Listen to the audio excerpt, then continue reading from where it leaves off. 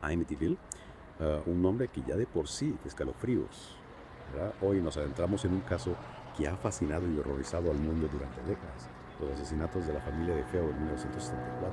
Muchos conocen la historia por la película de Amityville Horror, pero aquí vamos a bucear en los hechos, en las incógnitas que aún persisten.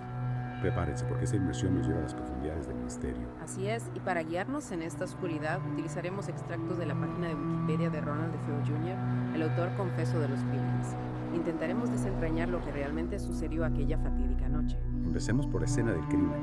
13 de noviembre de 1964. Imaginen la casa en el 112 de Ocean Avenue. Una casa aparentemente normal, con su jardín, su buzón, pero que escondía un horror inimaginable. Dentro la policía encontró un escenario dantesco. 6 miembros de la familia de Feo yacían sin vida en sus camas. Los padres Ronald Sr. y Luis y sus 4 hijos. Dawn de 18 años, con toda la vida por delante. Alison, una niña de 13, Mark de 12 y el pequeño John Matthew de tan solo 9 años. Todos asesinados a tiros con un rifle Marlin calibre .35. Un arma potente, ¿verdad?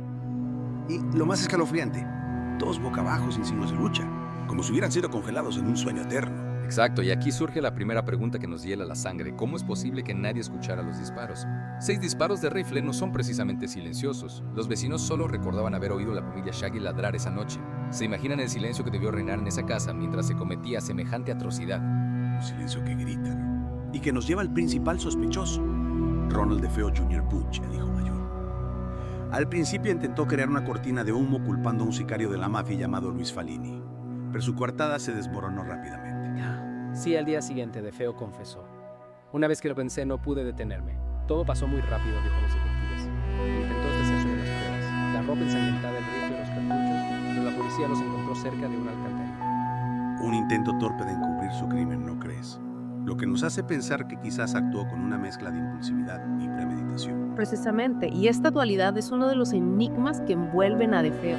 Si fue capaz de planear deshacerse de las pruebas, ¿por qué dejó tantos cabos sueltos? ¿Por qué no se preocupó de que los vecinos escucharan los disparos? Es como si quisiera ser descubierto, ¿no te parece? Como si necesitara que el mundo supiera lo que había hecho. Es una posibilidad, y esto nos lleva a la siguiente pieza del puzzle, el juicio. DeFeo se declaró inocente por razón de locura, alegando que escuchaba voces que le ordenaban matar a su familia. Un clásico en este tipo de casos. Pero ¿había alguna prueba que respaldara su historia? ¿Algún antecedente de enfermedad mental? El psiquiatra de la defensa, el Dr. Daniel Schwartz, apoyó la teoría de la locura, pero la fiscalía representada por el Dr. Harold Solan argumentó que DeFeo, aunque consumía heroína y LSD, tenía un trastorno antisocial de la personalidad. Para que lo entiendas, este trastorno se caracteriza por un desprecio por las normas sociales y los derechos de los demás. Es decir, que la fiscalía creía que DeFeo era consciente de sus actos y actuó con premeditación. Exacto, y el juez Thomas Stark, al dictar sentencia, no tuvo dudas.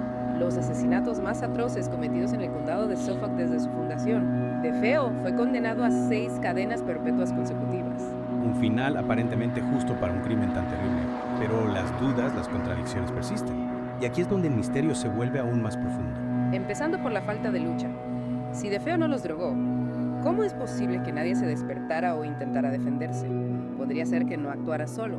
La policía, de hecho, al principio pensó que había más de un asaltante involucrado, dada la rapidez y la magnitud de la masacre. Es difícil imaginar que una sola persona pudiera llevar a cabo semejante carnicería en tan poco tiempo y sin que nadie opusiera resistencia, a menos que hubiera algo más en juego, algo que aún no hemos descubierto. Exacto, y aquí es donde entramos en el terreno de las teorías de las especulaciones. Porque a lo largo de los años, DeFeo ha ido modificando su versión de los hechos, añadiendo detalles, cambiando nombres, creando una red de mentiras que nos aleja cada vez más de la verdad. Como si jugara al gato y al ratón con nosotros, ¿verdad? Manteniéndonos atrapados en un laberinto de dudas de sombras. Quizás, o tal vez simplemente está intentando protegerse a sí mismo, ocultando un secreto aún más terrible que la propia masacre. Un secreto que nos espera en las profundidades de este caso. Y que si te atreves te invitamos a descubrir con nosotros. Las versiones de DeFeo son como un caleidoscopio. Cada giro nos muestra una imagen diferente, pero ninguna parece completa. En 1936, por ejemplo, culpó a su hermana Dawn. Dijo que ella disparó primero a su padre y luego a los demás y que él la mató a ella por miedo a su tío mafioso. Una historia rocambolesca, pero vi algo de verdad en ella. La policía investigó esta posibilidad. Los investigadores la descartaron como absurda. No encontraron pruebas que la respaldaran y además DeFeo ya tenía un historial de mentiras y manipulaciones. Es decir, que su credibilidad estaba bajo mínimos. Pero entonces, ¿por qué cambiar su versión? ¿Qué ganaba con implicar a su hermana? Quizás buscaba mitigar su culpa presentándose como una víctima de las circunstancias. O tal vez intentaba desviar la atención hacia un misterio aún mayor, una conspiración mafiosa que lo obligó a actuar. Un giro de guión digno de la película, ¿no crees? Y hablando de películas, hablemos del libro que inspiró la famosa The Amityville Horror. ¿Refleja la realidad de los hechos o se basa en la especulación? El libro de Jay Anson, The Amityville Horror, se centra en los supuestos fenómenos paranormales que experimentó la familia Lutz, quienes se mudaron a la casa después de los asesinatos. Fantasmas, demonios, un ingrediente extra para alimentar el morbo, ¿verdad? Pero nosotros estamos aquí para centrarnos en los hechos, en lo tangible. Y hay un detalle que no deja de rondarme la cabeza. Las armas. Se encontraron cartuchos de rifle en la escena del crimen, pero ningún vecino recuerda haber escuchado los disparos. ¿Cómo es posible? Es una de las grandes incógnitas del caso. Algunos sugieren que DeFeo pudo haber usado un silenciador, pero no hay pruebas de ello. La policía de hecho descartó esa posibilidad. Entonces nos encontramos ante un silencio inexplicable, un silencio que nos susurra al oído. Hay algo más que no sabemos. Exacto, y este silencio se extiende a otros aspectos del caso, por ejemplo la rapidez con la que se ejecutaron los asesinatos. 6 personas en diferentes habitaciones asesinadas en un lapso de tiempo muy corto. ¿Cómo pudo DeFeo hacerlo solo? La logística del crimen es sin duda uno de los puntos más oscuros. La policía al principio no descartó la posibilidad de que hubiera más de un asaltante, pero DeFeo siempre insistió en que actuó solo. Y aquí volvemos a la cuestión de sus versiones contradictorias. A lo largo de los años, DeFeo ha ofrecido diferentes relatos de lo sucedido esa noche, culpando a su hermana, a los amigos e incluso a fuerzas sobrenaturales. Fuerzas sobrenaturales, eso sí que es un giro argumental.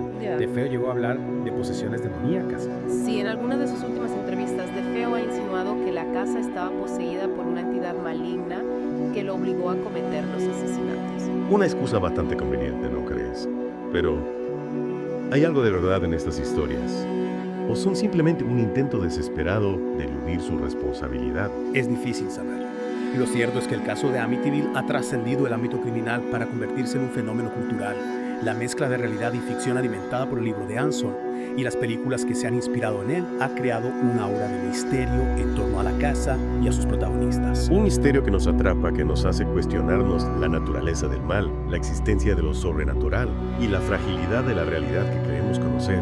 Y que nos deja con la sensación de que en el fondo hay horrores que escapan a nuestra comprensión. Horrores que se ocultan en la oscuridad, en los silencios, en las versiones contradictorias de un asesino que parece jugar con nosotros desde su celda. Un asesino que a pesar de haber confesado sigue guardando secretos. Secretos que quizás nunca lleguemos a desentrañar. Y mientras nos debatimos entre la realidad y la ficción, hay un detalle escabroso que no podemos ignorar. La posición de las víctimas, encontradas en sus camas boca abajo. ¿Qué nos dice eso? Un detalle macabro que ha generado mucha especulación. Murieron mientras dormían. Fueron colocados así después de la muerte. Los informes policiales indican que no había signos de lucha ni de que las víctimas hubieran sido drogadas o atadas. Lo que hace aún más incomprensible la falta de reacción por parte de los demás miembros de la familia. Imagínate que estás en tu casa en la tranquilidad de la noche y de repente se desata el infierno. ¿Cómo es posible que nadie se despertara al oír los disparos? O que al menos intentara escapar o defenderse. Es como si el miedo los hubiera paralizado. Como si un escalofrío de terror los hubiera congelado en el tiempo. Algunos investigadores han sugerido que el shock, el terror extremo, podría haber provocado esa reacción, o mejor dicho, la falta de ella. Es una posibilidad, pero también hay que tener en cuenta otros factores. La distribución de las habitaciones, la acústica de la casa, elementos que podrían haber contribuido a que los disparos no se escucharan con claridad en todas las partes de la casa. Es decir, que la propia estructura de la casa podría haber jugado un papel en este caso. Un laberinto de pasillos y habitaciones que amortiguó los sonidos, que ocultó el horror hasta que fue demasiado tarde.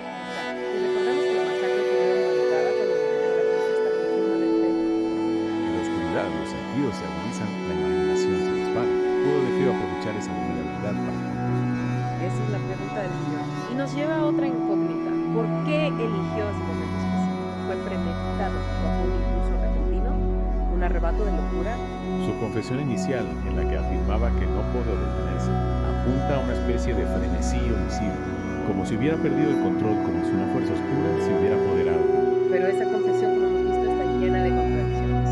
Y a lo largo de los años, DeFeo ha cambiado su versión de los hechos tantas veces que resulta difícil discernir la verdad de la ficción. Un juego macabro que lo mantiene en vilo, intentando descifrar las pistas, armando un puzzle en el que faltan piezas. Y mientras buscamos esas piezas, nos encontramos con el pasado de Phil. Un joven con problemas con la ley, con un historial de violencia, consumidor de drogas. ¿Podría ser el perfil de un asesino en serie? Es tentador pensar que sí, ¿verdad? Encasillarlo en un estereotipo, en una etiqueta que nos permita comprender incomprensible. Pero la realidad es que cada caso es único, cada crimen tiene sus propias motivaciones, sus propias circunstancias.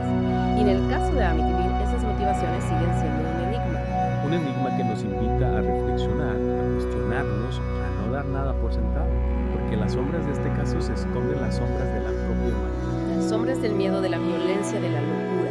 Sombras que nos recuerdan que la realidad puede ser mucho más terrible que cualquier ficción. Y con esta reflexión llegamos al final de nuestra inmersión en el caso de Amityville. Un caso que a pesar de los años transcurridos sigue fascinando y horrorizando al mundo. Un caso que nos deja con más preguntas que respuestas, con la sensación de que hay secretos que nunca serán revelados. Secretos que se susurran en la oscuridad de los silencios, en las versiones contradictorias de un asesino que quizás nunca lleguemos a comprender del todo. Pero que nos obligan a mirar dentro de nosotros mismos, a confrontar nuestros propios miedos, nuestras propias sombras. Porque en el fondo, el misterio de Amityville no es solo la historia de un crimen, sino un reflejo de la oscuridad que todos llevamos dentro. Una oscuridad que debemos aprender a reconocer, a controlar, para que no nos consuma. Gracias por acompañarnos en este viaje a las profundidades del misterio. Esperamos que les haya hecho reflexionar, cuestionar y sobre todo mantener la luz encendida en la oscuridad.